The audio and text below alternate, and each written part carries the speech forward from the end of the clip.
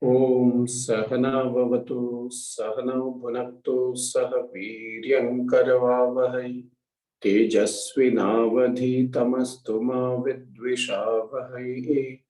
Om Shanti Shanti Shanti. Om Bhadram Karnebhi Shrunuyama Devaah Bhadram Pashyemakshabhiryachatraah Sthirairangai Stushtuvalum Sastanobhi Vyashema Devahitam Yadayuh Swasti na Indro Vriddhashravah Swasti na Pusha Vishwavedah Swasti nastarksho Arishtanemi Swasti no Brihaspati'r Dadhatu. Om Shanti Shanti Shanti.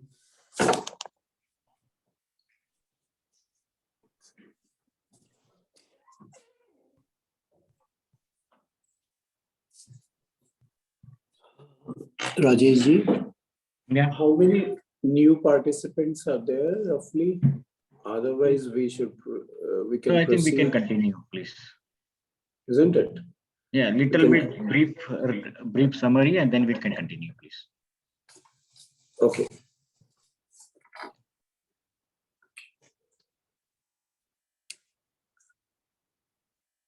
So I will summarize the first two chapters of the Bhagavad Gita.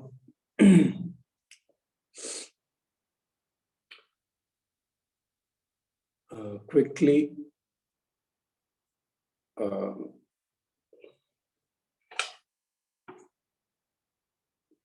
We have already discussed long time back how helpless human beings are, even though they appear to be powerful, empowered. It's the emotions which guides the human being. The emotional self or the instinctual self. And the rationality, the logical self, even that logical self is guided by the emotional self.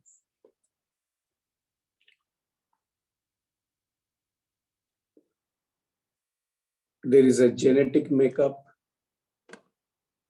which decides the temperament of a person. Then, which is individual, which differs from individual to individual. Then, as human beings, over the years, we had evolved, and we carry over certain traits which were more useful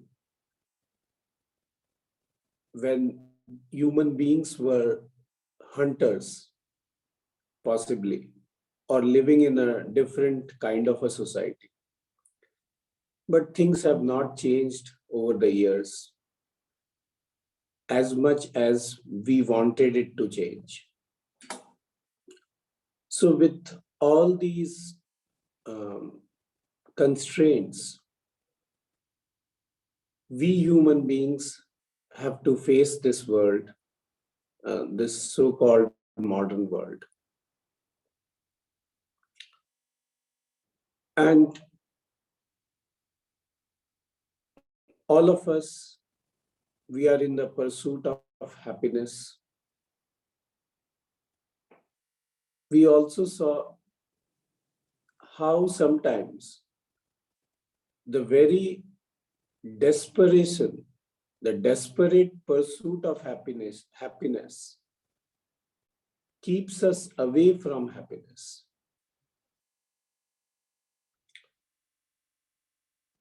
even the very understanding of happiness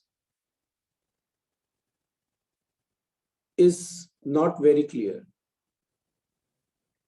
If happiness means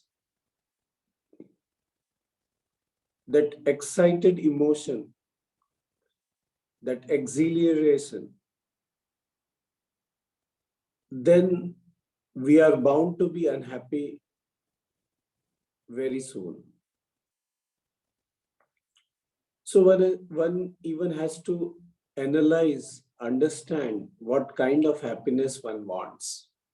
And here, what we are talking is the happiness related to inner contentment, inner fullness, that inner uh, mm, wanting person is no more a wanting person. With this, we entered the Bhagavad Gita. Then I see Bhagavad Gita as a scripture, as a book, which doesn't teach us how to perform actions. In fact, in my opinion, it teaches us how to live in such a way that we are immune to sorrow. It's a vaccination for sorrow, the virus called sorrow. Some people get that immunity in one dose, some require second dose, few others may require even more booster doses. And while living, of course, we will be performing actions. So it also teaches us how to perform actions. But more than teaching us the technique of actions, which is not its subject matter, it teaches us the mental frame, the attitude, the thought processes which we should be carrying while performing actions so that we are immune to sorrow. This is what, in my opinion, the Bhagavad Gita teaches. Last time we had that discussion. There are multiple yogas in the Bhagavad Gita, and somebody said that Swami Vivekananda had said something. Well, I don't want to quote anybody, but one thing is for sure. I look at what Krishna has said rather than what so and so person has said. And when I analyze the Bhagavad Gita, when I read it myself, I try to understand myself, I try to explain it to others. For me, the Bhagavad Gita itself is the pramanam. Pramanam means the evidence, not individual views of people, howsoever great they may be. So in the first two chapters, the first chapter talks about the background, the context of the battlefield, the battle of Mahabharata. The battle of Mahabharata was fought not for gaining some territory, but it was fought for dharma, righteousness.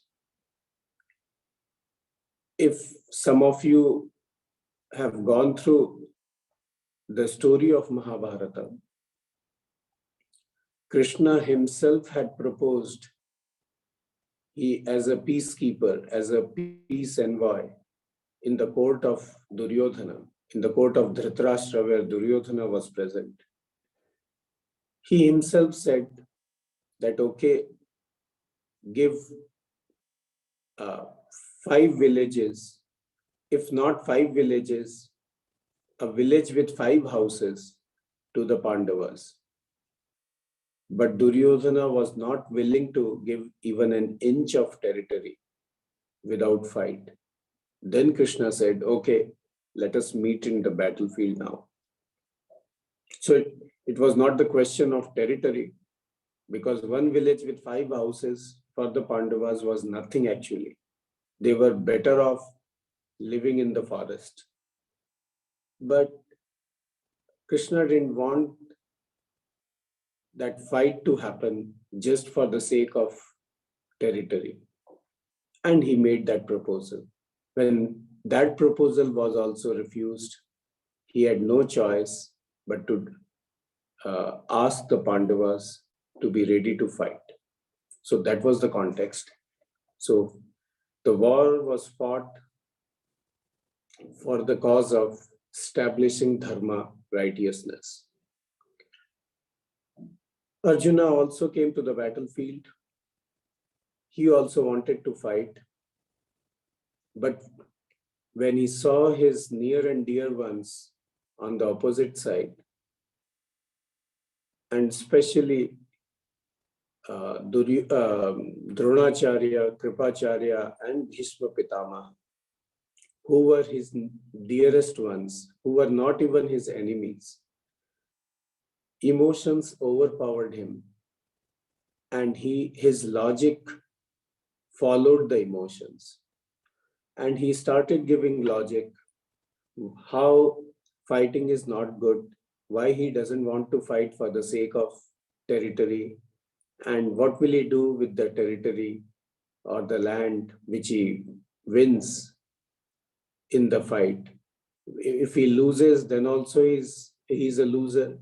And if he wins, then also he's a loser, because he will be losing all his near and dear ones. And he will be destroying so many families in the process. So that was his logic. He forgot that he came to the battlefield not for territory, not for anything, but to establish dharma. Even the near and dear ones whom he was trying to take sides. These near and dear ones were the mute spectators when Draupadi was molested. So, because of these reasons, Krishna cajoled him, pushed him, persuaded him to get up and fight. And that's how the first chapter ended and the second chapter started. And in the second chapter, we also saw Krishna gave different levels of logic and arguments. He even talked about what is karma yoga.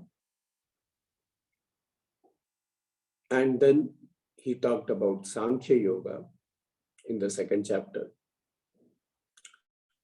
Arjuna himself coined the word sthita prajna because Krishna was talking about evenness of mind and its importance. So Arjuna wanted to know how a person with evenness of mind behaves. How does he walk? How does he talk? What does he do? Etc. And Krishna explained to him that externally there may not be any special traits for such a sthita prajna person, but internally, yes, there is something common. And what is that common thing? The common thing is that inner fullness. He need not fulfill his desires to be happy. That's a very big thing. Normally, we feel happy only when our desires are fulfilled. But for a person, a sthita prajna, because of his or her vision, understanding, the fullness is already there, the happiness is already there, desires come and go, and they hardly make any difference. Just as the rivers flowing into the ocean doesn't make much difference in the waters of the ocean. The ocean practically doesn't get affected. Why? Because it is already full. Apuryamanam achala pratishtham. That was the shloka. So with this, the first two chapters ended and the third chapter started.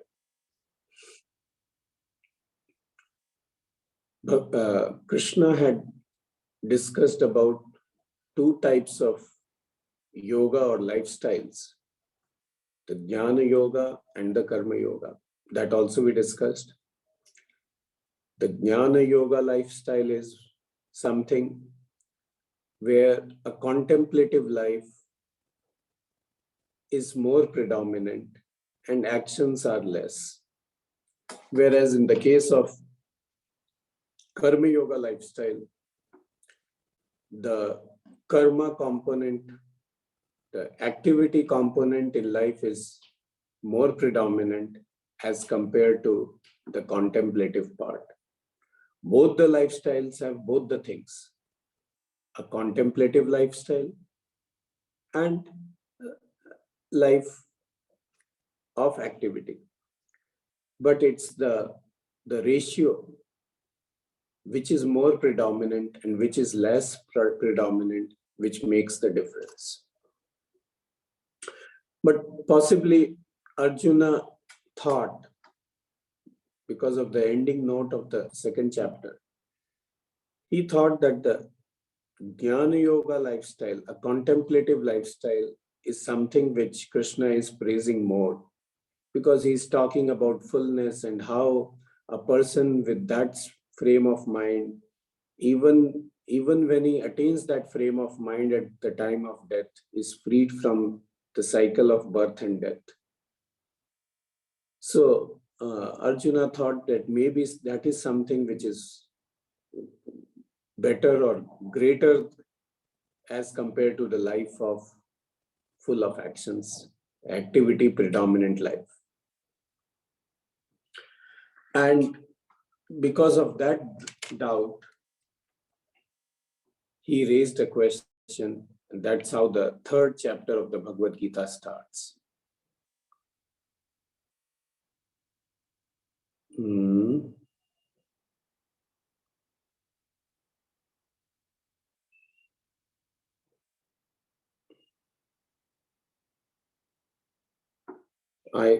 Did I share with you the shlokas of the third chapter, Rajesh ji?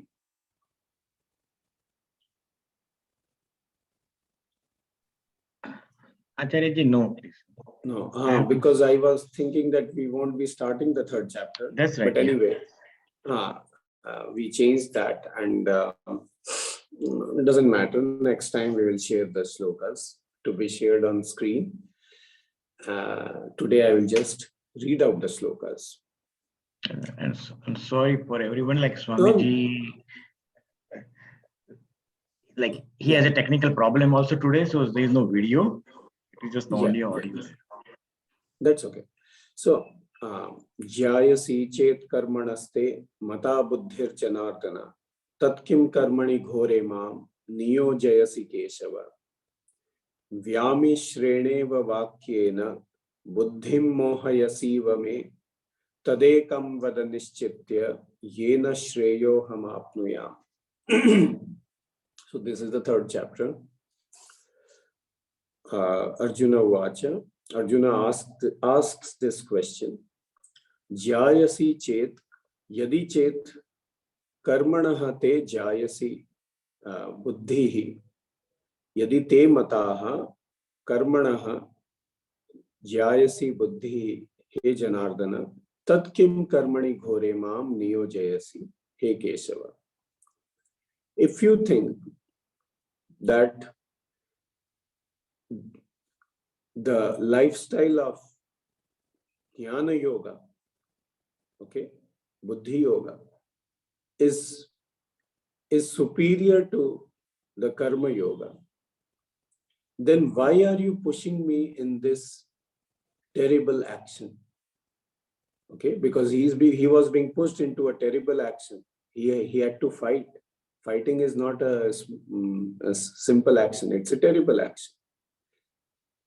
Vyami shreneva vakyena buddhim mohayasiva me tadekam vada nischitya yena shreyo hamapnuya. You are confusing me with your mixed words. On one hand, you are praising a person with evenness of mind who has withdrawn from outside and who is happy within himself, by himself. The so-called Sthita Prajna, and who is completely full, who doesn't have desires, or really speaking doesn't depend upon desires to be happy, a fulfillment of desires to be happy.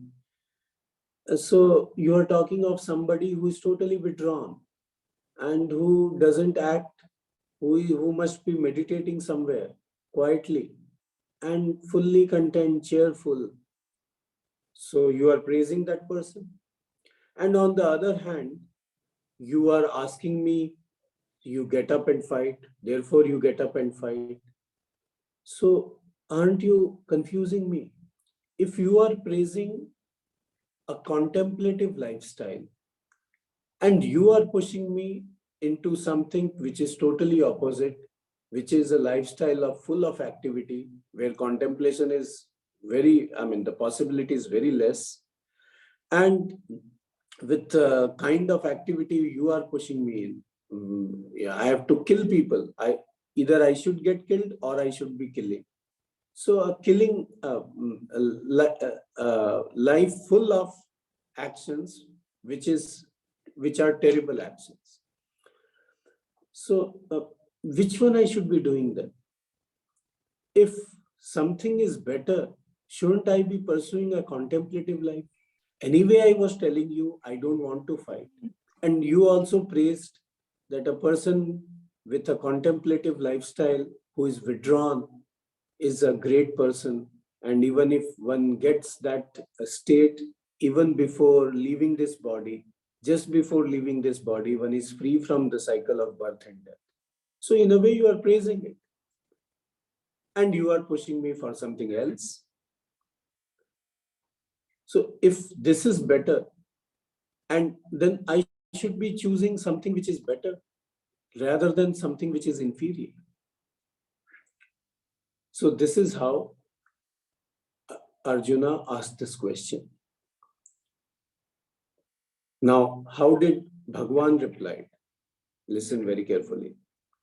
Shri Bhagavan Vacha Lokesmin Dvividha Nishtha Pura Prokta Maya Nagha Jnana Yogena Sankhyana Karma Yogena Yoginam Na Karmana Manarambhat Neshkarmyam Purushosnute Nacha Sanyasanadeva Siddhim Samadhigacchati. So Bhagavan didn't say, no, Arjuna, I said only one thing. You should be fighting. That is the best. Not like that. What did he say? Here, oh Arjuna, I have said two types of lifestyle. One is the Jnana Yoga lifestyle, and another is the Karma Yoga lifestyle. Then what did he say? Just by not performing action, one doesn't achieve Naishkarmyam. Naishkarmyam means freedom from action, freedom from karma. So by not doing actions, one doesn't get free from karma. Nacha sanyasanadeva siddhim samadhigacchati. And just by giving up actions and just forcibly withdrawing oneself within and contemplating, one doesn't gain the success or the ultimate goal. So what did Krishna said? He talked about 2 yogas. Okay. And later on, he will be talking again in the 5th chapter and even sometimes in the 6th chapter. He will say that those who think these 2 yogas as 2 actually haven't understood the yogas. Really speaking, even these 2 are one and the same, because their ultimate result is the same. Okay. And as we have already discussed, both are essentially same, but apparently different. Why essentially same? Essentially, both involve actions and life full of actions, as well as life of contemplation. But the component of actions and the contemplative part, that changes. In the Jnana Yoga lifestyle, life is predominantly a contemplative life, whereas in the Karma Yoga lifestyle, life is predominantly a life full of actions. Okay. So he said, just by forcibly giving up karma and leading a contemplative life doesn't lead one to success or the ultimate goal. What is the ultimate goal? Freedom from sorrow, lasting freedom from sorrow.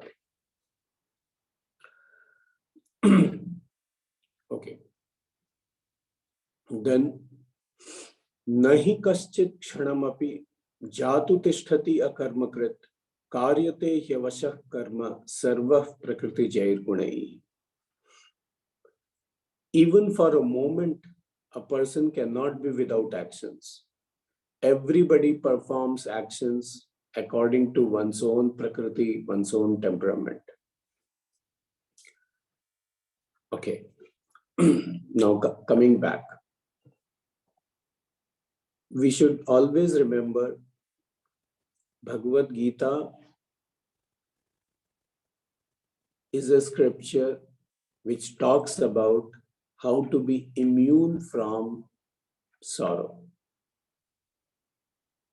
Actions, performing actions, or the attitude of while performing actions, etc., are the means to that goal. They are not the goal in themselves. Because we will be living, we will be performing actions, we will be pushed by our own desires, our own emotions, guided by our own emotions to lead our life, to decide our life, and to behave accordingly. So actions do become important. But ultimately, it's the guiding force behind those actions. What is that? The thought process, the attitude, the emotions, that is being addressed in the Bhagavad Gita in a very elaborate manner. And while discussing about the Karma Yoga, if you remember, we do need an altar, something where we can surrender. We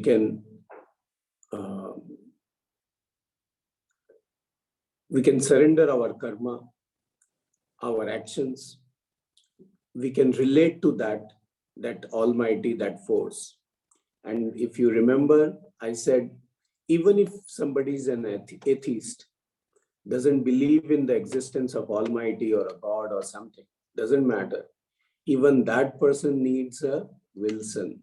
You remember the movie The Castaway? In that, the marooned person was dependent on a deflated I think, volleyball, in which a figure of a face of a person he made himself or accidentally was made, and he called that person as Wilson. And that's how he survived for months together, or maybe possibly a few years, talking to that Wilson. So we all need that. We are human beings, and we need to relate to somebody who can listen to us without getting judgmental, without interrupting, and without changing or complaining. Normally, when we talk to a person, the other person could be a judgmental person, or could be interrupting us, giving advices which we don't require or we don't like, or the other person himself or herself wants us to listen back to his or her own pains, to reciprocate.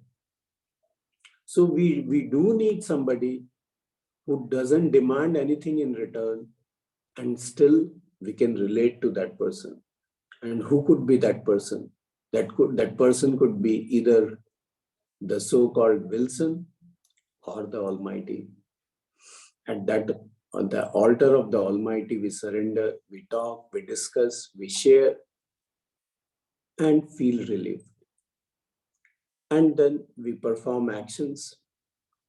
And in the second chapter, we got a clue that at least some of the actions which we perform should be such where we are not the beneficiaries.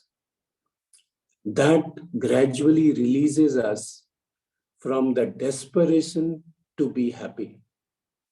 And that desperation to be happy, we have already discussed long time back. It can be summarized in a few lines. One of them is, we feel we are free.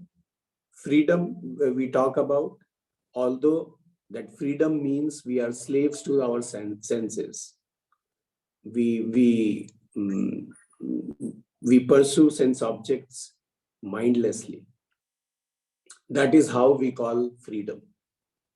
So being slaves, when we are slaves to our senses, we feel we are powerful and free. What a paradox. Second thing is, the so-called freedom we exercise in pursuing our sense objects of desires, what do? We create mountains of manure and trashes. The bigger the mountain one creates, the more successful he or she thinks himself or herself to be. Remember, mountains of manure means over the years we keep eating mountains of food and we throw out garbage, which is also equal to mountains. Similarly, we consume things or use things like furniture, gadgets, this, that, so many things. And ultimately, all of it becomes trash, and we have mountains of trashes. So each one pursues that endlessly, and we create mountains of trashes and manure, and we feel we are doing something very great. This is something one has to understand. Creating mountains of trashes and mountains of manures and remaining unhappy, frustrated inside, or some happiness and lot of unhappiness. What kind of life we are living? Why? Because we are slaves. We are not free enough to choose actions with our rational mind. It's the emotions which guide the rational mind, and then that rational mind chooses the actions and defends it. that leads to a vicious circle. We feel we are incomplete. We chase sense objects to have that completeness. The very chasing sense objects confirms that we are incomplete from inside. And that confirmation of incompleteness keeps us running for the sense objects throughout our life, thinking that someday when I gain all these things, I will be happy. And that day doesn't come, and we keep running after it. Whereas on the other hand, if we challenge that very basic assumption that I am unhappy, I am incomplete, why I am not, maybe I am just assuming it, or it is my conditioning. One challenges that and then performs actions where one does things which brings cheerfulness, which brings a sense of contentment, but where that person himself or herself is not the beneficiary. Even such moments are there. Such actions gradually de-addicts us. Otherwise, we are addicted to sense objects. It's a different kind of addiction. Like other drug addiction or alcohol addiction or smoking addiction or whatever, this chasing the sense objects itself is an addiction. And to come out of this addiction is what the Bhagavad Gita teaches. Actions are how to perform actions, the attitude, etc., are the means to that goal, the de-addiction. It's a manual of de-addiction. Or it's a manual of vaccination against sorrow. So this is how the second chapter ended and the third chapter starts. We will be looking at more of the shlokas later in the third chapter. There is a world view and there is a universe view given in this chapter. So we have to understand the context behind the shlokas, what was the view given, and then try to understand. So we should be trying to understand what Krishna says rather than trying to get confirmation of our own ideas from Krishna. That is the attitude we should be pursuing this text. Why this text? Any text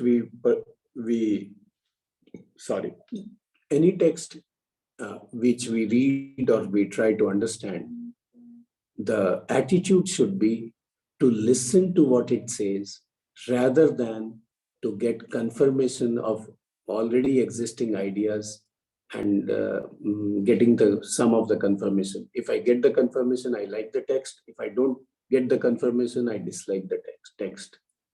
That way I don't learn anything.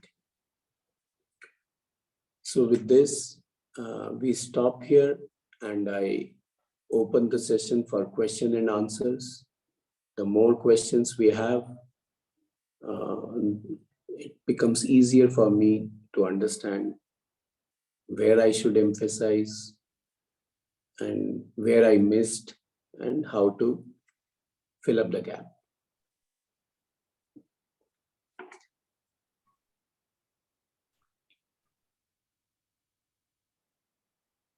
Questions, please.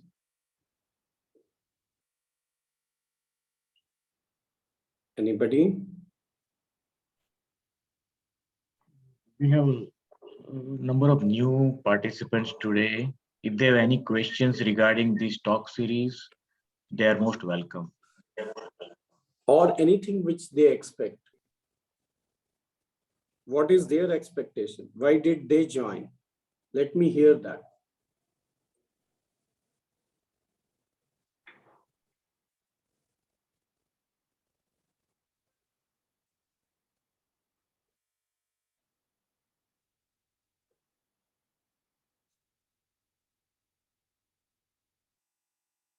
Would you like to say something?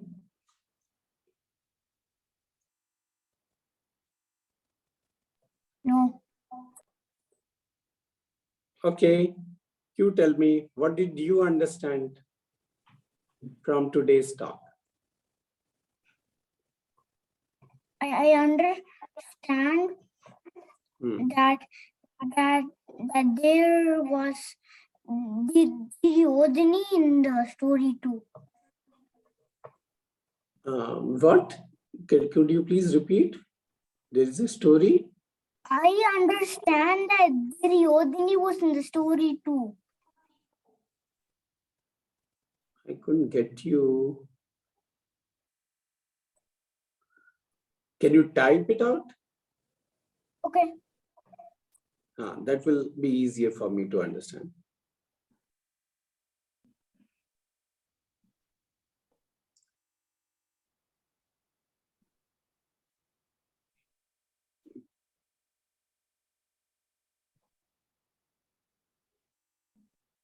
In the meantime, anybody else? Yeah.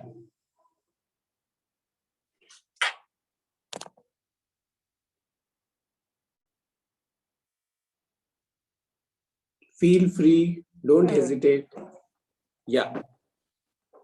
I have a question, but it's not Doesn't matter, necessarily even if it's an stop. unrelated question, it's okay.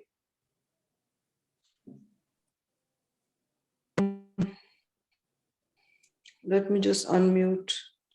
Yeah. So I have a question on Murti Puja, Yeah. So I know we have to go beyond it, to really really get to realize Ishwar and Nirvana and all that stuff. So what is your opinion on Murti Puja? If I remember correctly, you have been attending the classes and you must have heard about Wilson. Wilson. Did you? I Hello? have been attending, yes. Have you Yeah. seen that movie? The Castaway? I don't recall exactly. Yeah, Okay. yes, I don't recall exactly, what was said. Okay, fine. Murti Puja it works at two levels. One is, of course, it's an action at the bodily level. But the most important thing is, it's the emotions. Yeah. Okay. There is even a third thing. There is nothing called Murti. Even Murti is live. Okay. Everything is live. There is nothing dead. No dead matter in this universe. Everything responds in its own way. Okay. You hit a desk, it makes sound. That's how it responds. You hit a dog, it barks. That's how the dog responds. So the third part, we were keeping it aside. Nothing is dead. Everything is alive. But for the time being, even if somebody thinks that Murti is not that alive, but when you start relating to it, one thing becomes very evident. Can I type it now, please? Yeah, please type. One thing becomes very evident. My emotions, my unconscious. Yeah, but you can type, my dear. Till you type, I will answer her question. Can we mute? I think he's keep changing. Okay. He's mute actually. Okay. So are you there, Rupalji? Sheila ji is there. Oh, Sheila ji, okay. I'm Are you here. there? I'm here. Yeah. So we need, there is a need to relate to somebody whom we think is all powerful, almighty, who is non-judgmental, and who is unchanging. Otherwise, you see, when we choose people to listen to us, they get tired or they have their own expectations. Whereas in the case of a Murti, these problems don't exist. Then we come back to the third thing. Nothing in this universe is dead. Everything responds. Okay. I always used to wonder, how could a dog trainer talk to a dog without any special training? How the trainer understands the dog's language and the dog understands the trainer's language. Then later on, somebody told me, why you are just talking about dog and the dog trainer? Even a little infant, a child who is just a few days old or a few hours old, and then over a few weeks, the mother starts understanding the child and the child starts understanding the mother. Isn't it true? You being a mother, you will be knowing that much better than men folk. Hello, I want to see you. Where are you? Yes, yes, true. That's true. I'm here. Yeah. So, how does a mother understand the child? How does a child understand the mother itself is a big story we may not understand, okay? But how does a mother understand the child? There is no language other than crying. And yet the mother starts understanding, starts feeling. Why just mother and the child? I tell you, in my childhood, I used to ride a bicycle. And that bicycle was such, only I could ride it. Anybody else riding it, either the brakes won't work or something else won't work, and that person will not be able to ride. Even we find at times certain locks. I mean, in India, it's more relevant there. I don't think those Aligarh type locks are available now anymore. Correct? But you must have seen sometime those Aligarh type locks with keys. Only some people or the person who has been opening the lock will be able to open. Any other person using the same key is unable to open it. Have you seen, have you experienced that yourself or through somebody else? I mean, somebody else known to you. Why? Because we get attuned to it, attuned to that even dead matter, and it responds. So when we keep relating to a murti, okay, I don't call it an idol, I call it a murti. When you keep relating to a murti, it starts responding. You are able to understand it, and that thing also is able to understand you. That's how the universe works. In this universe, if you start relating to the clouds, they will respond to you. Anything you start relating to continuously with full of heart, it's a matter of time, it will start responding back. So there is no dead matter, and there's nothing dead. So you are invoking the Almighty in that. The Almighty is everywhere, in every particle of this universe. So in that particular form, it will start responding to you. So this is what I see, and I don't say I feel it, I see that way.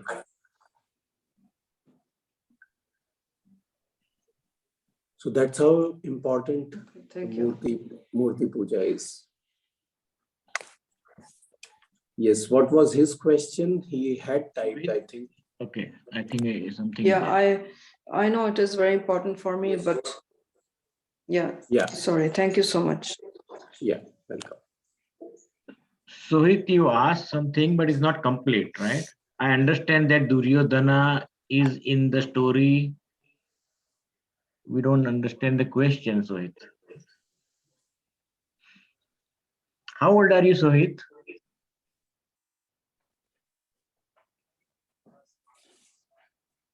Okay.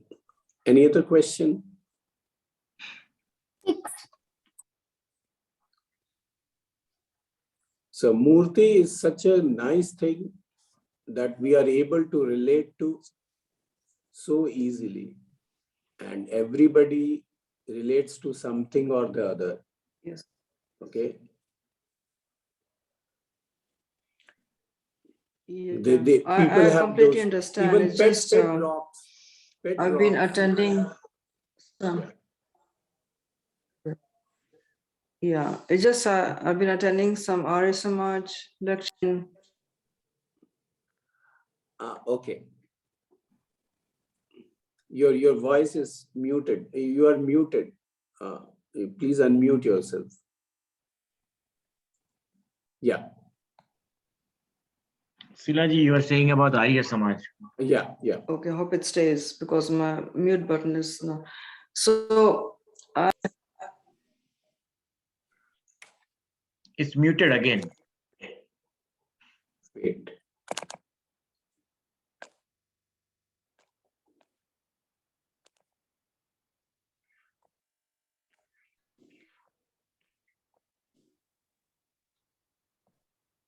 I hope the mute button stays this way. It's not working properly. Okay. No, okay. I'm saying I've been attending some Arya Samaj lectures and they don't believe in Murti Puja. So they think that I have to go beyond that, which is true. So, but Murtis mean a lot to me, with my background. So that's why I asked this question here to understand, Yeah, I understand your that. views on it to relate to Correct. what they were saying. See, just by my saying, I don't believe in sun. Yeah. S-U-N. Okay. The sun doesn't disappear. Mhm. Okay. Yeah. Or it doesn't stop giving its rays. Yeah. Or its gravitation pull. Mhm. You don't believe, okay, that's your Yeah. choice. But what it is remains. Even if you go by the modern science, the quantum physics, it talks about particles and every particle responds. And every particle is as alive as we are. In fact, we are nothing but a bunch of particles. Yes. Only billions of particles. So there is no difference between one particle and a few billion particles. After all, they are particles. And if one particle responds, all the billions will respond. And the Murti is no different from those particles. So it is little absurd, even in this age, if somebody says, I don't believe in Murti, in the age of modern science. In fact, when somebody says in the age of modern science, it is absurd to believe in Murtis, I see just the opposite of it. The person doesn't know modern science then. Okay, with this we stop here. Rajesh ji? Yeah, thank you. Any other question from anybody? Okay. Om Purnamadah Purnamidam Purnat Purnamudachyate Purnasya Purnamadaya Purnameva Vasishyate Om Shanti Shanti Shanti Harihi Om Shri Gurubhyo Namaha Harihi Om.